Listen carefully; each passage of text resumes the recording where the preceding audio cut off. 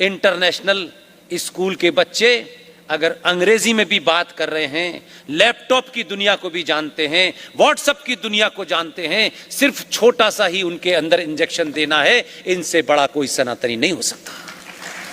आप उसकी परिभाषा में बात करिए, उसके दौर की भाषा में बात करिए। आप लंबे लंबे 3-3 घंटे के प्रवचन देंगे, उसकी समझ में नहीं आए। 2 मिनट में टू द पॉइंट बात कहिए, क्योंकि यही नस गुजराती ने पकड़ी है।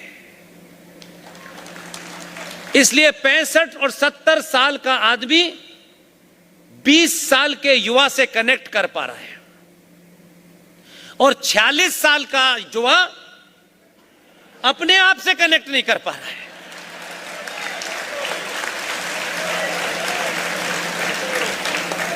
और इतना हड़बड़ा गया है, इसलिए पहली बार हो रहा है, ये फर्स्ट टाइम है।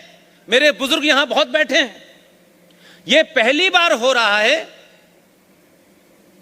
कि देश कैसे चलेगा ये राष्ट्र तय कर रहा है। क्योंकि दुनिया में सरकारें बड़ी छोटी सी होती हैं, राष्ट्र बड़ा होता है, उसकी गिनती भी बड़ी होती है, उसकी रीच भी बड़ी होती है?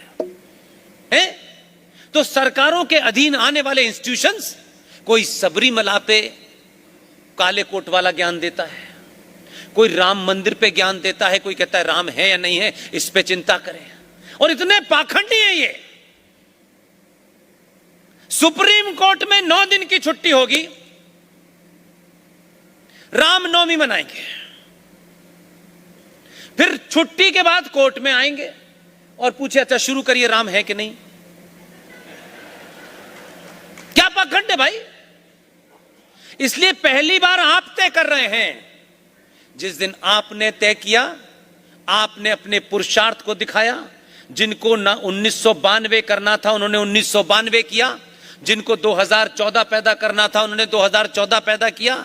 और पूरे देश के व्यवस्था ने देखा कि सनातनी हिंदू समाज, ब्राह्मण, ठाकुर, बनिया, यादव, महादलितों के वोट नहीं दे रहा है। उसके दबाव में जब आपने 2019 पैदा किया तो उस व्यवस्था को पता चल गया कि 284 से इसी सनातनी ने इसको 303 दिए हैं। और 303 देने के बाद आप उसके नुक्ते नजर से सोचिए, लोग कहते थे हमने दे तो दिए भाई, 283 दे दिए, अब सब कुछ ठीक कर दो। उसको इंतजार था इस बात का, क्या सनातनी ने कहीं जल्दबाजी में तो नहीं दिया है। जब आपने 2019 पैदा किया, उसको भरोसा हो गया कि ये तेल की कीमत पे मुझे नहीं गिराएंगे,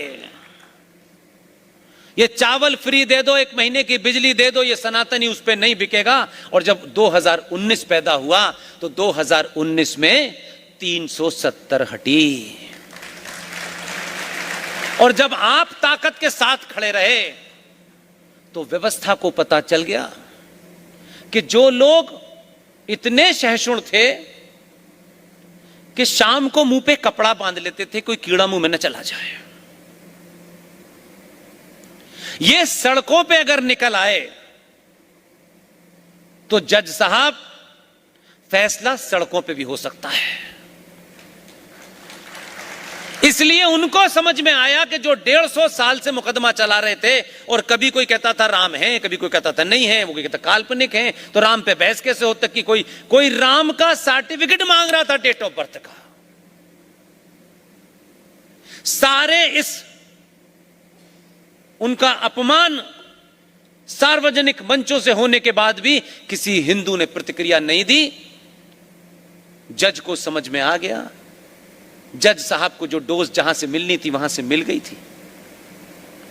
छोटे से कद के थे, मोदी 1 कदम चलता था, उनको 3 कदम चलने पड़ते थे। साथ साथ घुमाया और वहां से निकलने के 10 दिन बाद बोले सिर्फ 40 दिन में फैसला दूंगा मैं। किसी ने कहा नहीं था, वो समझ गए थे कि सनातनी सड़कों पे अगर आ गया तो फैसला फिर मेरा कर भी दूंगा तो उसका कुछ होने वाला नहीं है। इसलिए आपको सड़कों पे इसलिए निकलना है कि सत्ता और व्यवस्था को बताना है कि यह मांग हमारी निजी नहीं है, राष्ट्र को मजबूत करने की है। लोग गला काटने के लिए सड़कों पे निकल रहे हैं, लोग लूट करने के लिए सड़कों पे निकल रहे हैं और भारत की व्यवस्था पंगु बन के देख रही है। इसलिए आपकी ताकत है। कुछ इस्लामिक जिहादियों ने भारत की बेटी नुपुर शर्मा को,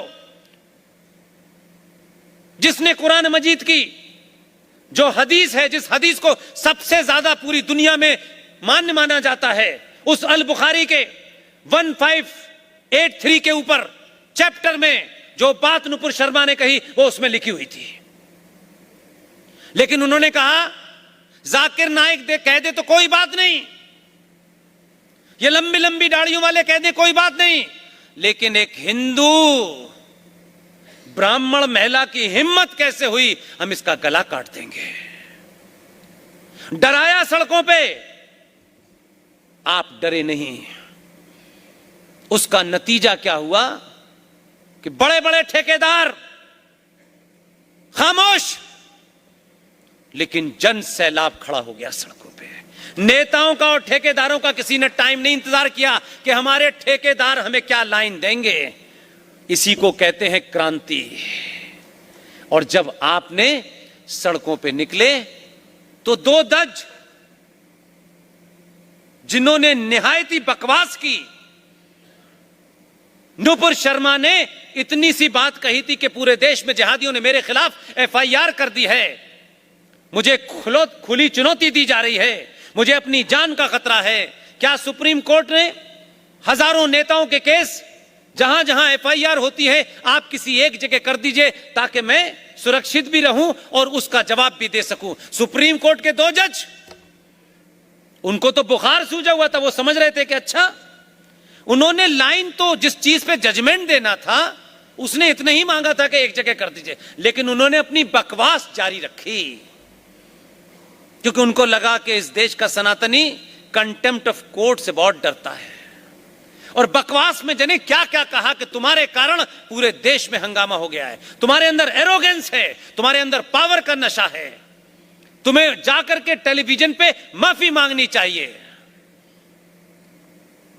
ये उनका ऑब्जर्वेशन था। ऑब्जर्वेशन देने के बाद पूरे देश ने जो प्रतिक्रिया की, वही दोनों जजों ने 15 दिन में जो थूका था उसे चाटा और कहा कि हम आपको दे देंगे। यह आपकी ताकत के कारण हुआ है, यह सत्ताओं के कारण नहीं हुआ है, यह आपके कारण हुआ है। आप जब भी किसी ऐसे मकसद के लिए बाहर निकलेंगे, लोग चले आएंगे। इसलिए मैं आपसे सिर्फ यह कहना चाहता हूं कि आप बिना किसी से झिझके, बिना किसी से डरे अपनी बात को रखिए। ये मौका है। आज बहुत सारे लोग जिनको जमीन में दफनाया गया था निकल रहे हैं, वीर सावरकर भी निकल रहे हैं, उनके बारे में भी चर्चाएं हो रही हैं कि ये वीर सावरकर कौन थे।